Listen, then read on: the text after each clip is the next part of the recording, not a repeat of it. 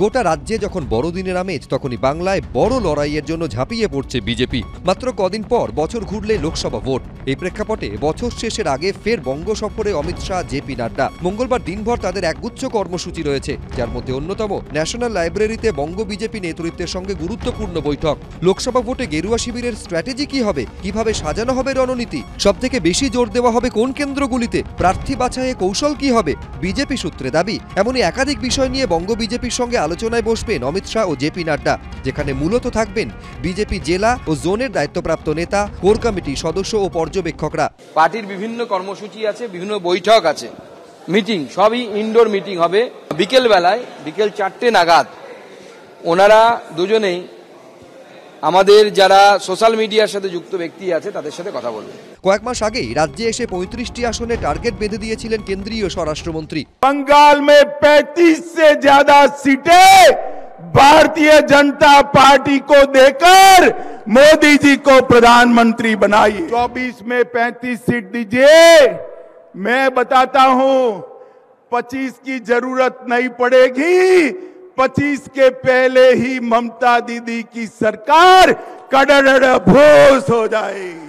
BJP সূত্রে দাবি, মঙ্গলবারের বৈঠকের আগে লোকসভা কেন্দ্র ধরে ধরে রিপোর্ট তৈরি রাখার নির্দেশ দিয়েছেন কেন্দ্রীয় স্বরাষ্ট্রমন্ত্রী।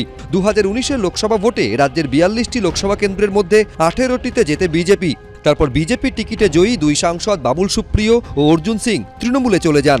বাবুলের ছেড়ে যাওয়া আসানসোল লোকসভা কেন্দ্রের উপনির্বাচনে জেতে তৃণমূল। বিজেপি সূত্রে দাবি, গতবার যে আসনগুলোতে বিজেপি হেরেছে সেগুলোর জন্য নতুন স্ট্র্যাটেজি নেওয়া হচ্ছে। ইতিমধ্যে 4টে করে আসন পিছু একজন স্পেশাল অবজারভার নিয়োগ করা হয়েছে। পশ্চিমবঙ্গের 42টি লোকসভা কেন্দ্র ধরে ধরে বিজেপির সাংগঠনিক জেলা তৈরি করা হয়েছে। বিজেপি সূত্রে দাবি, কোন কোন কেন্দ্রগুলোতে বিজেপির জয়ের সম্ভাবনা আছে, কোথায় ভালো লড়াই দেওয়ার জন্য তারা প্রস্তুত, কোথায় সেই সম্ভাবনা কম, তার ভিত্তিতেই কেন্দ্র ধরে ধরে রিপোর্ট তৈরি করা হচ্ছে। पिछले बार 22 दिया था, हम 18 पहुंचे थे। अब 35 दिया है तो 30 के ऊपर तो जाएंगे। हम तो बोलते उससे भी अच्छा होगा। अभी तो चुनाव आने दीजिए, हम तो तैयारी में लगे हुए। अभी जब सभा समिति शुरू हो जाएगी, टीएमसी का भाषण देने वाले कोई नहीं मिलेंगे।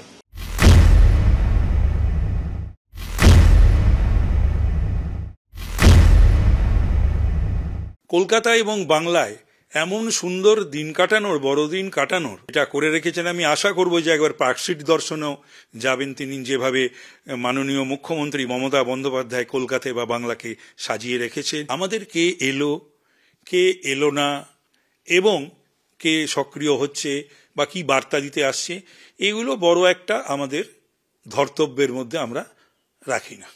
অমিত শাহ আসছেন, জেপি নাড্ডা আসছেন, বাংলায় নানান রকম গালগল্প দেবেন।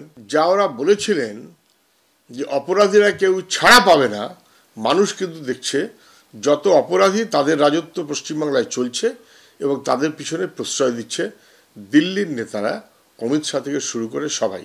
বিজেপি সূত্রে খবর, মঙ্গলবার সকালে বড়বাজারের একটি গুরুদ্বারে যাবেন কেন্দ্রীয় স্বরাষ্ট্রমন্ত্রী অমিত শাহ ও বিজেপি সর্বভারতীয় সভাপতি জেপি নাড্ডা। সেখান থেকে যাবেন কালীঘাট মন্দিরে। দলীয় বৈঠক সেরে দিল্লিতে ফেরার বিমান ধরবেন অমিত শাহ ও জেপি নাড্ডা।